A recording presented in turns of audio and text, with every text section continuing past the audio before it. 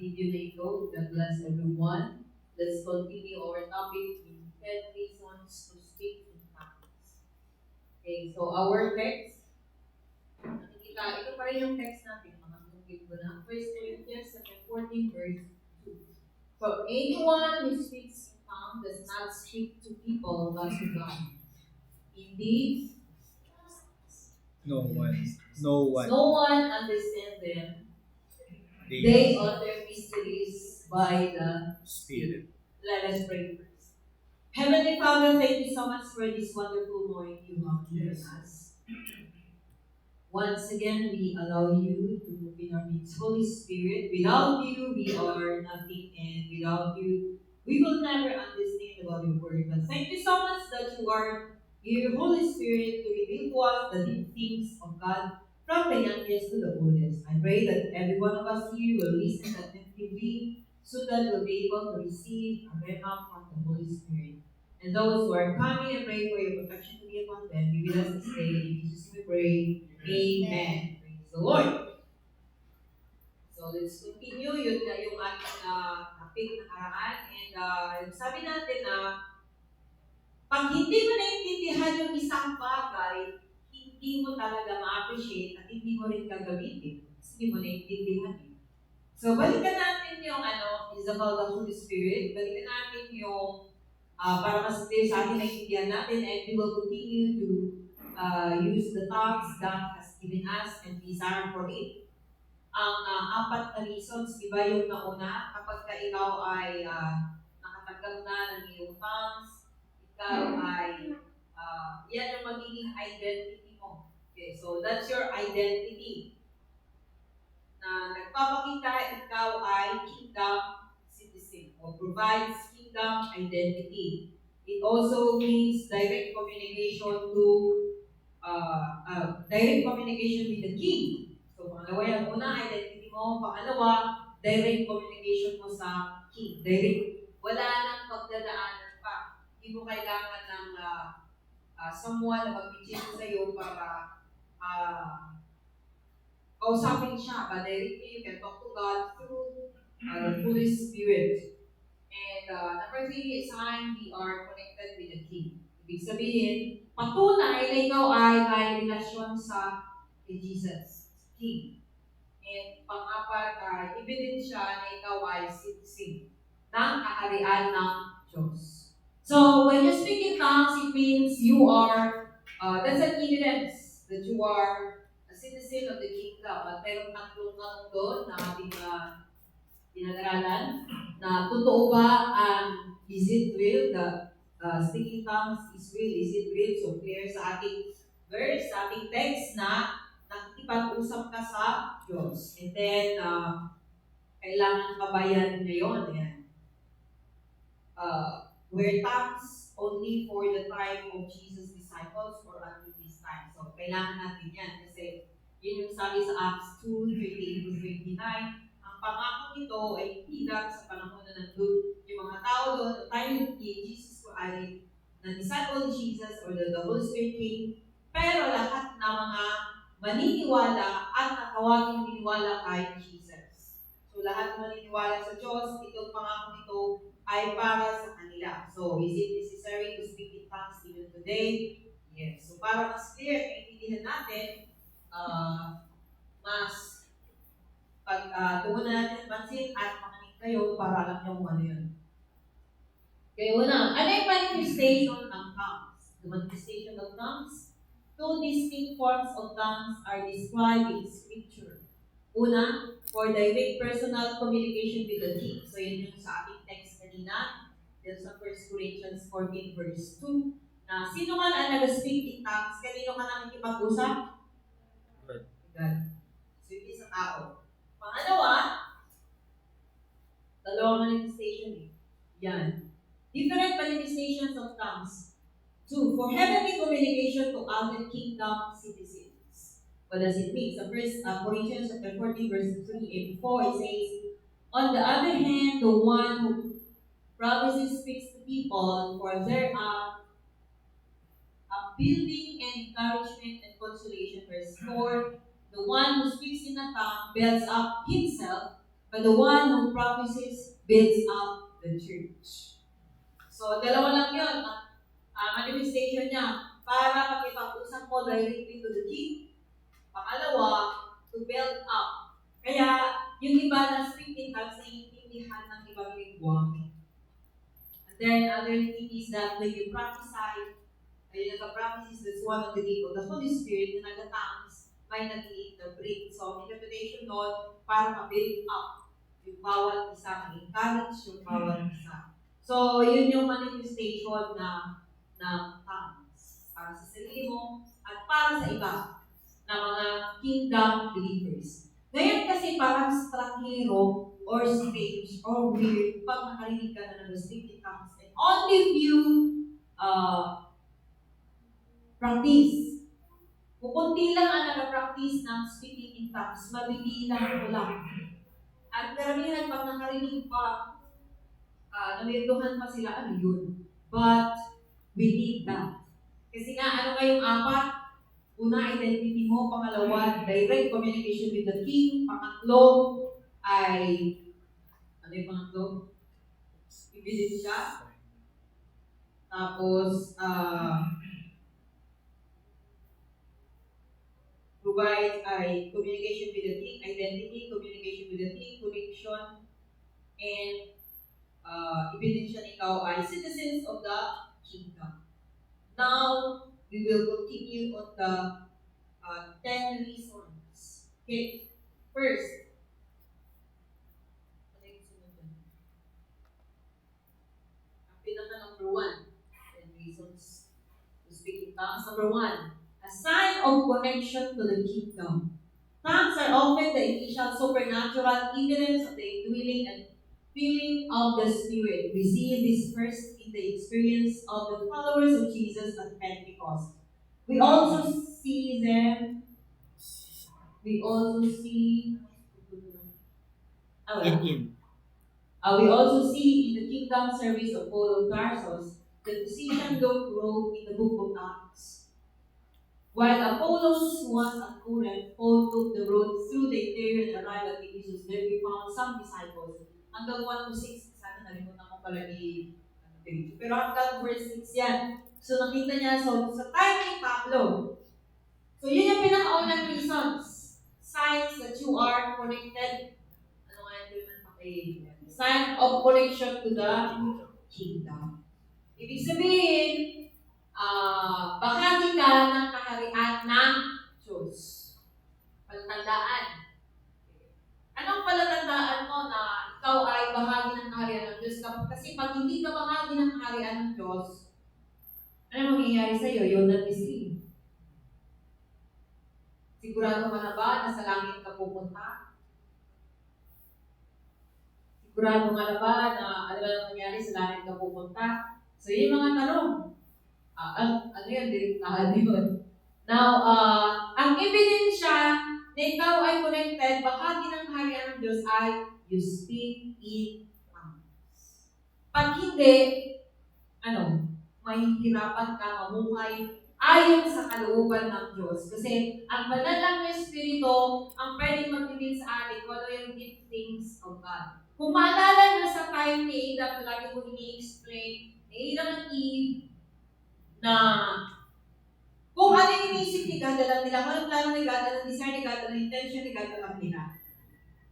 Because of the Holy Spirit. And this time, malalaman nila, because you are connected ibig sabihin, connected ka sa karera ng Diyos, kung sabi pa sa kuryente na ito, pagka nakakonect siya, patuloy na dadaloy yung power. So, magagamit mo siya, mag-function yung mga ilaw, mag-function yung mga gadget dito, ginagamit natin yung overhead projector, yung laptop, kasi kailangan connect sa power, sa kuryente, sa electricity, yung aircon. So, kailangan na-connect siya sa kuryente.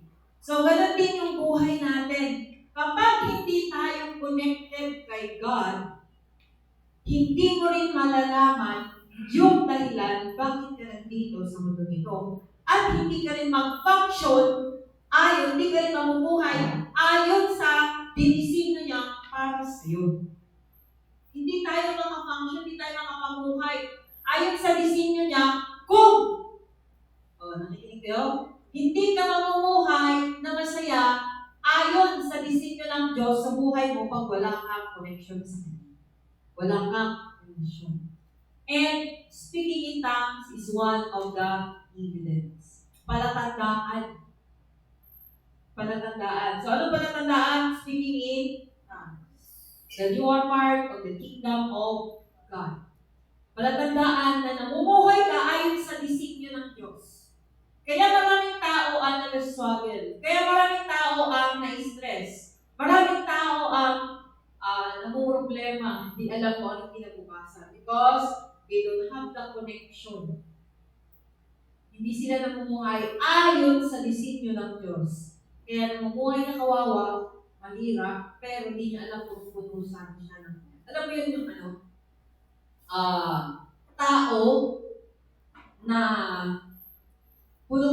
ganito yung illustration punong-puno siya ng potential, punong-puno siya ng galing. Pwede maging maganda yung buhay niya, pero dahil hindi niya alam, hindi niya nailabas yung kanyang potential, ano nangyari? Doon lang siya parang namamalimos. Ang dami sana niyang galing. Namumuhay siya na kawawa. Namumuhay siya na mahirap. Bakit? Kasi nga, di niya alam yung disenyo sa kanya at di niya natuklasan na anong mayroon siya at anong galing mayroon siya. So, bawat isa sa atin ay may kanya-kanyang galing. Naniniwala ba kayo? Yes. Amen. Hindi mo pwedeng isiparin yung pag-aaral mo sa pakikinig ng salita ng Diyos. Related yun. Hindi mo isiparin yung galing mo sa pagpunta sa Diyos. Hindi pwedeng hiwala yun. Because they are all parts. Bakit? Ang yung main, ibig sabihin, yung connection mo kay God, and anong gagawin mo para makikita mo yung disenyo mo, that's why you go to school, para maintindihan mo rin, at malaman mo, there's one way to train you. And in the church, we are taught what to do, the instruction. Parang ganito yung lagi kong,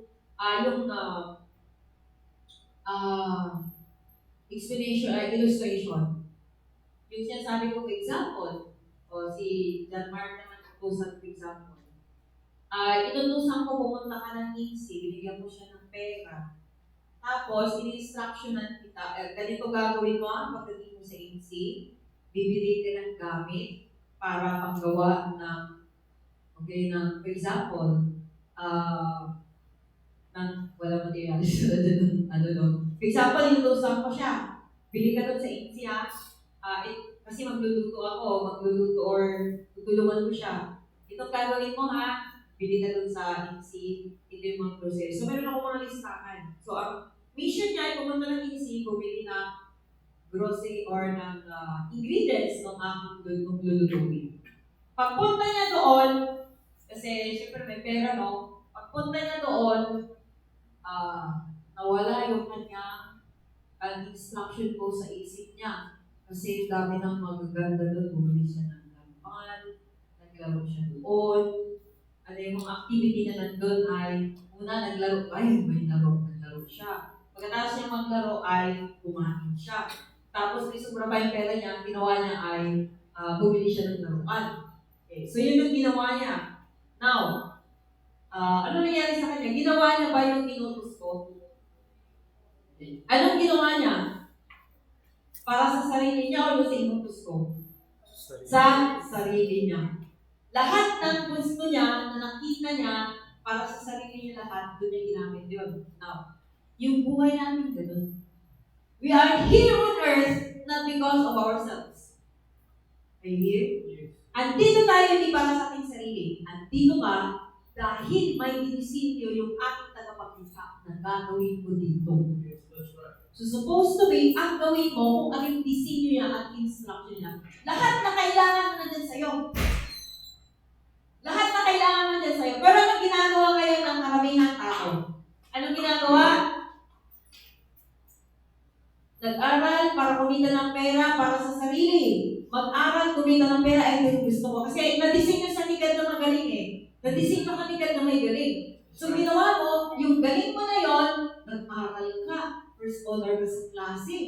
Tapos, ang galing-galing mo. Kasi nga, binigay ni Lord yun sa'yo. Gagamitin mo doon sa pagtupad supposed to be ng kanyang disenyo sa'yo, So, ginawa mo, nag-aral ka. So, ngayon, example, magaling ka, passion mo, nilagay ni Lord sa heart sa'yo, nagaling ay maging engineer o civil engineer. At dahil magaling ka, binigyan ka, nakita mo rin yung specific na gusto mong gawin yung for example, yun lang ang alam ko example lang. So, water treatment facilities, for example, yun yung expertise mo. So, ginawa mo, kumita ka ng million, bili ka ng bahay, bili ka ng sasakyan, tulungan mo family mo, tapos kung may pera ka, travel dito, travel doon, nasa kapamilya ka, pagkaroon ng linggo, ay nagkaroon kayo ng araw ng linggo, ay araw ngayon na kung saan ay day off ng lahat, pupunta tayo sa beach o kaya family day. So, ganun na lang ginawa.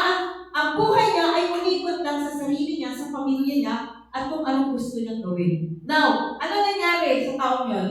Nagawa niya ba yung disenyo ni God sa kanya? Why? Dahil ginawa niya yun, ay ginawa niya lang para sa sarili niya. Kagaya ng ginawa ni John Mark doon sa illustration ko. Na ang inisip niya lang ay sarili niya. Na kung saan ay nag-enjoy siya naglaro, bumili siya pagkain, at bumili siya ng laruan. So, ganun yung ginawa ng tao niya. Nag-engineer siya para sa sarili niya. Yung resources na binigay sa kanya ni God na supposed to be gamitin niya yun, ay para sa pagtupad ng layunin ng tagapaglikha ng disenyo sa kanya, pero hindi niya nagawa. So, yun ang mangyayari sa isang tao na walang connection kay God, na wala ang banal na spirito kasi hindi niya rin matutuklasan yung kanyang layunin sa buhay. Are you here? So we need to be connected to our King. And isang palatandaan ay ang banal na spirito. You receive your tongues. Remember, speaking in tongues is not from the devil. It comes from God because you are talking to God. Number 2. Ay, sunod pa kay verse, nabasa natin yung verse 9. For edification, speaking in tongues builds up or recharges our spirit. So we are personally strengthened as we interact with the king through the governor. As Paul wrote, he who speaks in a tongue edifies himself.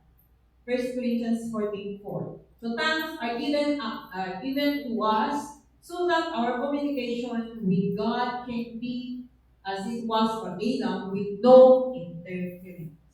So remember, pwede nating malaman kagaya ng ni Adam and Eve na panahon na walang interference. Ibig sabihin, clear din na maintindihan mo kung ano yung gusto ni God sa buhay mo, ano yung intention niya, o nagbabasa ka ng Bible, o dahil nito, nakikinig ka, clear din na maintindihan mo as you allow the Holy Spirit to help you. Kagaya ni Adam and Eve. So, ang banal na Espiritu ay kailangan natin. So, when you begin to speak in tongues, yun yung magiging resulta. It means it will build you up and will build up other people. Nagre-recharge, nai-inspire, nai-empowered, lumalakas. Ayan. Kaya tinawag nga siya na and you shall receive, you shall receive power. Yung power na yun, tinatawag nila parang dynamo. Anong purpose ng dynamo? Kamubago? Dynamo nagbibigay ba power? So, dunamis, sinasabi nila kung titignan to sa yung power na yun na tinutupod. Recharges. So, pag nalubat cellphone mo, anong gawin mo? Charge. So, pag malubat ang tao, anong gawin niya? Matulog kain, we need to speak in tongues para ikaw ay ma-recharge. Pag pagod ang utak mo or di mo alam ang gagawin mo, confused ka, you speak in tongues. Para ikaw ay ma-recharge. So, yun yung purpose nun. Ma-inspire ka ulit, ma-empower ka ulit. At sa iyong pag-speak in tongues, pwedeng ganalo yung kapangyarihan ni God. Bakit? Beginning to reveal to you the truth about who you are. Ano yung galing na mayroon ka? At may enjoy yung buhay mo na walang sorrows. Diba? The blessings of the Lord brings no sorrows. Money charts, ang iyong spirit makes. 3. To remind us of the governor's indwelling presence. Ibig sabihin, para ma-remind ka, oy, nakatira sa'yo ang banal na spirito ng pinaggagawa mo. Ibig sabihin, the tongues make us aware of the indwelling presence of the Holy Spirit, and when we are conscious of His presence, we are encouraged and comforted. And Jesus said, and I will ask the Father, and He will give you another counselor to be with you forever, the Spirit of truth. The world cannot accept Him because it neither sees Him nor knows Him. But you know Him, for He lives with you and will be in you. John 14:16 to 17. Sabi dyan, remind us. Nandyan sa'yo, nakatira yung Holy Spirit. Now, ganito. Nature. Tayo ay nilikha ni God ayon sa kanyang image, di ba? We were created in the image and likeness ni God. Ano ang ginagawa ng dalawa? Nilikha ka ni God. Nilikha ka ni God, yung kanyang image nilagay niya sa'yo. Yan yun. Now, anong image yun? Hindi yung itsura, hindi yung mukha, yung physical. But, the nature. Nilagay niya sa'yo at sa akin. Pag sinabi natin nature, anong natural sa'yo? Ano ang likas sa'yo? Likas sa'yo yun. Ano ang likas sa tao? Likas sa tao na magsabi ng totoo.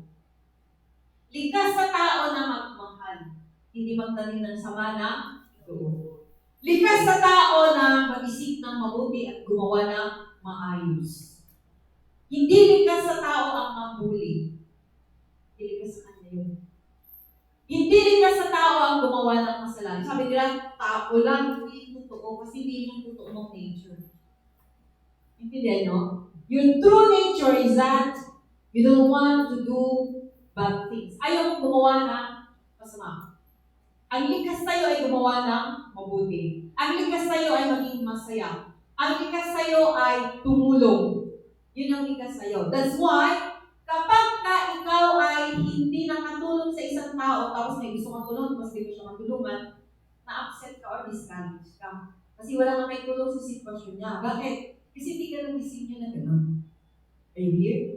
O kapag may nagawa kang kasalanan, bakit ka nakukonsensya? Bakit nakukonsensya ba kapag gumawa ng kasalanan?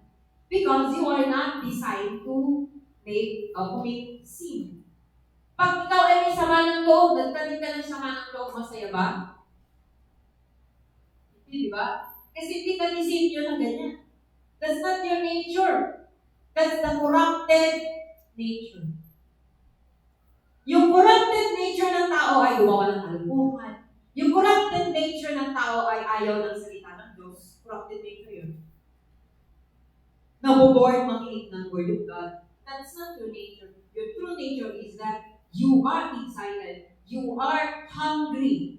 Ibig sabihin, gustong-gusto mo at interesado ka na makinig ng salita ng Diyos. At interesado ka na malaman kung ano yung purpose mo. Interesado ka kung ano yung gusto ni God sa buhay mo. That's the true nature that you possess. Pero yung corrupted nature, ayaw makinig ng salita ng Diyos, ayaw pumunta sa church, tinatamad. At katamaran ay hindi yan totoong nature. Ang totoong nature ay masipag, diligent. Yan yung totoong nature. Kalikasan. Likas sa'yo yun. At likas din sa'yo ang masayahin. Pintihan nyo? Okay. But because we were corrupted, yung corrupted na nature, nagtatanim ng sama ng loob. Yung corrupted na nature na wiwerduhan makinig ng salita ng Diyos. Yung corrupted na nature, sarili lang iniisip. Yun yung corrupted nature. Ang corrupted na nature ay selfish, greedy. Yun yung corrupted. Mumura. That's a result of corrupted nature. Contaminated. Ito ba yun? So, but if you are reminded that the Holy Spirit is in you, nahiya ka na yung nature na yon ang gagamitin mo. Because the Holy Spirit will empower you and He is indwelling you. Bakit kailangan niya manatili sa atin, tumira sa atin? To help us and remind us na tayo pala, ito yung totoo nating nature. Ngayon, alam mo na. Hindi mo nature ang pagdala ng sama ng loob. Hindi mo nature ang magsinungaling. Hindi mo nature ang pag-cheat. Hindi mo nature ang pagkaman. Are you here? To remind you that when you are in church, you are here, your true nature is supposed to be, should be excited, and you are hungry to listen, naiintindihan. Bakit kailangan mo makinig? Bakit kailangan tayo disciple ni Jesus? Last Sunday, yung ating topic, becoming a disciple of Jesus. Ganito yun. Bakit sabi niya, rearrange, repent? Parang dalawang garapon, i-imagine nyo. Dalawang garapon. Yung isang garapon ay punong-puna. Dalawang garapon, pareho sila, may itim yung tubig. Na-imagine nyo sa isip nyo? Hello? Yes. Okay. Parehong itim yung tubig na nandyan. And those are the wrong information we receive. Pagka natin yung buti na yun yung ating mind. Isip natin. Okay. May dalawang buti, si A at si B na buti. Parehong itim ang laman ng tubig, color ng tubig na nandyan. That represents our mind, our brain. Dahil sa mga maling information at corrupted na nature na meron tayo. Ngayon, sabi ni Jesus is, repent, baguhin ang inyong isip. So, paano yun mabago? Yung sinasabi natin na, change the person, if you want to change the person, you change his mind. Change his mind, you his information. Now, every time na nakikinig ka or nag-speak in tongues ka, the Holy Spirit will remind you because He's dwelling in you. Okay. Every time na nakikinig ka ng salita ng Diyos, parang binubuhusan mo yung garapon na yun na tubig ay itim ng puting tubig. It is malinis, transparent. Now, kapag every Sunday ka lang nakikinig, puti lang yung mabuhos. Pero everyday ka nakikinig, yung maitim na yon ay tuloy-tuloy na aapaw, nalilinis, may kukuray, mawawala. For example, si Mr. A ay lagi nakikinig every Sunday or everyday, nagbabasa siya ng bago, nakikinig siya. Example, yung principles na natututunan niya ay, siyempre, nagre-represent ng white ng water na yun, na yung nagbubuhos. Si B naman ay paminsan-minsan lang. For example, every Sunday. Sa doon dalawang garapon na yun, saan ang maunang mas maging malinis yung laman ng garapon na yun? Na mapalitan ng malinis ng tubig. Saan ang mauna? A or B? Si A. Bakit?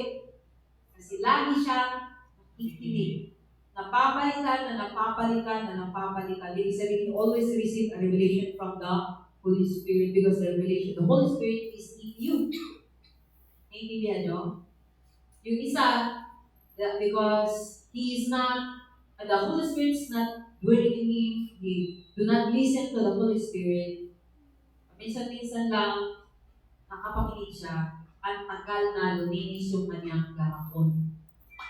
Pero yung lagi nakikinig, and you always speak in tongues, yun ay mabilis na luminis yung kanyang garapon. Because the Holy Spirit is living within me. Naintindihan nyo? Are you here? Yes. So, yung isa, na garapon si B, yes, there is a Holy Spirit, but because he do not allow the Holy Spirit to live in him, or hindi siya nag-speak in tongues, so hindi siya madalas makareceive na revelation. Nakikinig siya, paminsan-minsan na nga, wala pa. Hindi pa nag-speak in tongues, so ano na mangyayari? Ang tagal. Yun ang nangyari, karamihan, Compare natin dun sa time ng mga disciple, time na the Israelites, 40 years in the wilderness. Hindi na lang sila nakapasok. Hindi sila nakapasok lalo na Kanaan kasi hindi na bago yung isip nila, namatay na lang sila doon sa wilderness. Hindi sila nakapasok sa land of promise. Search through with people who do not listen and do not allow the Holy Spirit. The Holy Spirit is not in them. Wala yung banal na Espiritu sa kanila. Kaya hindi nila naranasan mabuhay sa kaharian ng Diyos. Kayo here? Hindi nabuhay. Hindi niya naranasan. Hindi niya na-enjoy. Although sabay-sabay sila supposed to be ang planilid sa kanila. But they never enjoy to stay to live in the land of promise. And yan yung illustration ng mga Kristiyano na hindi naniniwala o hindi nakikinig lagi ng salita ng Diyos at walang banal na Espiritu na kung saan siya yung mag-reveal sa kanila. This is why we need the Holy Spirit. Next, number 4. Keep our prayers in line with the King's will. Gusto mo manalangin ng perfect prayer?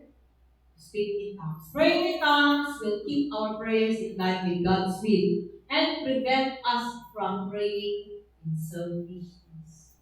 Hindi lang sarili mo. Usually kasi pag tayo nag-pray, sarili natin yung nag-pray natin.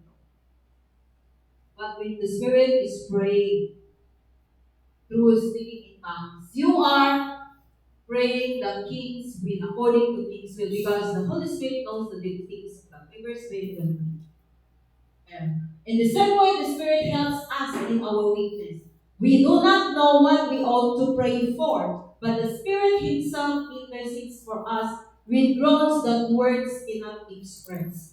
Romans 8:26. Pag nag-speak in tongue ka, perfect yung panalangin mo according to the will of God. So, ibig sabihin, kasi alam niya ng Holy Spirit anong need mo, alam din ng Holy Spirit anong gusto ni God. So, therefore, He will always pray according to the perfect will of God. So, the best prayer is to speak in tongues. Pero hindi ka pwede mag-speak in tongues in public prayer or opening prayer if you're asked. But, all of us, when we pray in tongues, we are praying according to the perfect will of God. Ibig sabihin, yung layunin talaga ni God ang pinag-pray mo pag ikaw ay nag-pray in tongues. Are you here? So, kung gusto mong matupad talaga yung layunin ni God sa buhay mo, ano yung decision niya sa'yo, ano yung perfect will niya sa'yo, you must always pray in tongues. Kaya pag naglalakad kami ni Pastor doon sa Patmos, pray in tongues. So, 8:30 ng gabi or 9 o'clock naglalakad kami. Dalawang beses namin included. It took 40 minutes kapag isang ikot lang 20 minutes. So, speak in tongues. So, ibig sabihin, be praying according to the perfect will of God. Number 5. Ay, next one. And He who searches, ito pa pala dugtong. He who searches our hearts knows the mind of the Spirit because the Spirit intercedes for the saints in accordance with God's will. Hindi ako yun. It's the verse of the Bible. Romans 8:26-27. Ang ganda siya. Ulitin niya natin ito yun from 26. And the same way the Spirit helps us in our weakness. Spirit na kapila letter. We do not know what we ought to pray for. Di mo alam. Di mag-pray mo. But the Spirit Himself intercedes for us with groans that word cannot express. Words that cannot express. So the speaking in tongues. 27. And He who searches our hearts knows the mind of the Spirit, because the Spirit intercedes for the saints in accordance with God's will. So, praying in tongues is very powerful. Are you praying in tongues every day?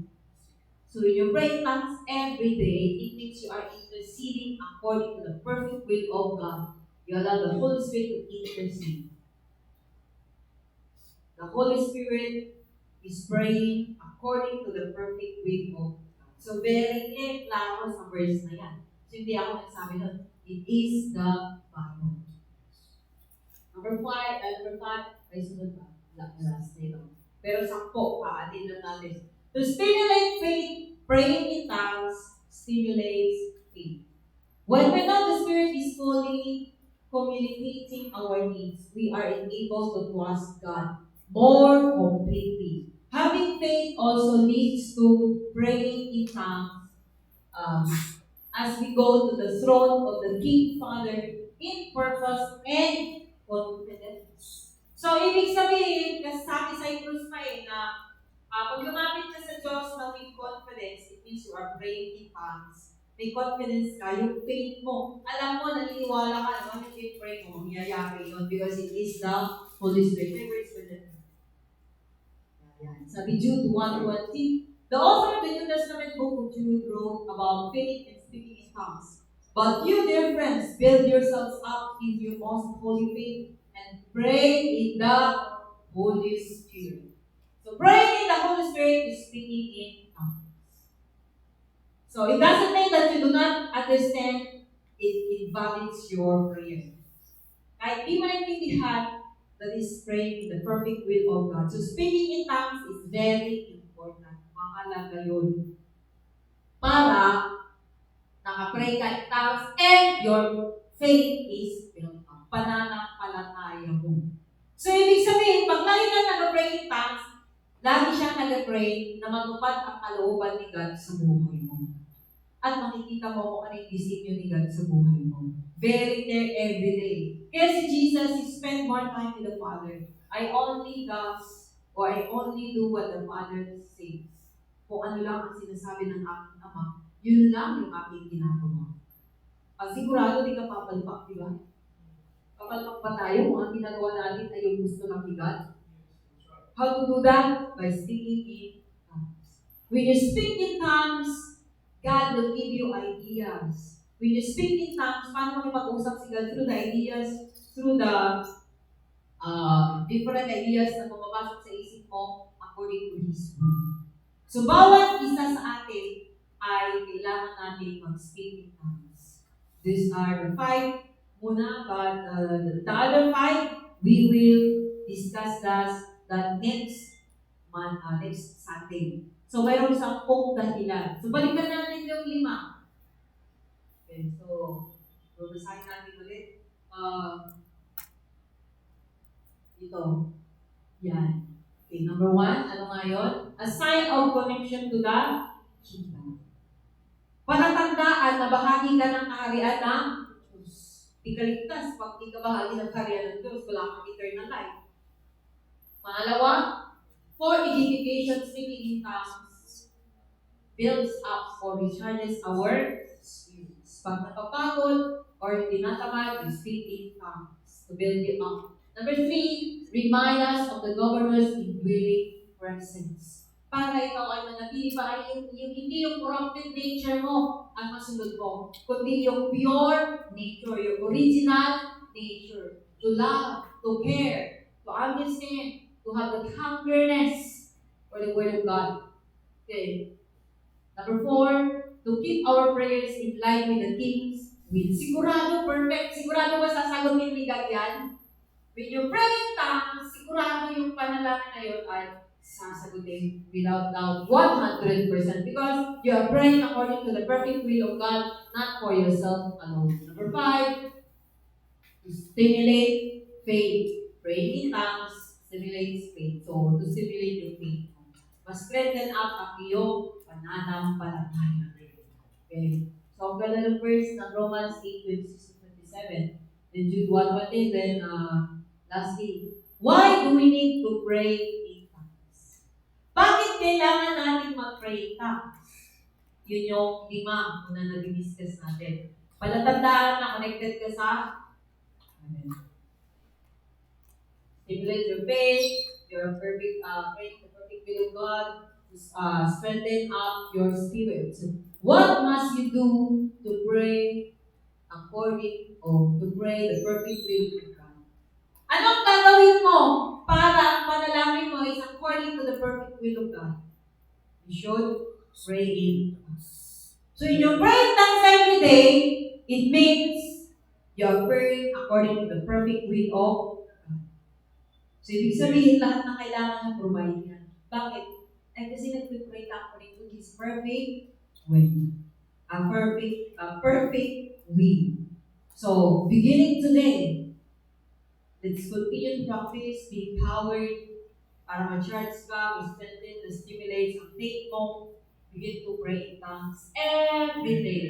Any moment of the day, kahit anong oras, kahit anong araw. Are you here? Yes. So that when you come to church, ang inaalaw mo na nature, hindi yung corrupted, but the original nature. When Jesus will come, you are not acting in the original nature of you, you will be left behind. So we need the Holy Spirit. So that we will be able to continue to fulfill the purpose of God in our life. Ang kanyang design sa atin, maintindihan natin, maging clear para sa atin. At araw-araw ay magawa natin yung kanyang gustong ipagawa because you are praying according to His perfect will. Shall we all stand? Thank you, Jesus. Thank you, Lord.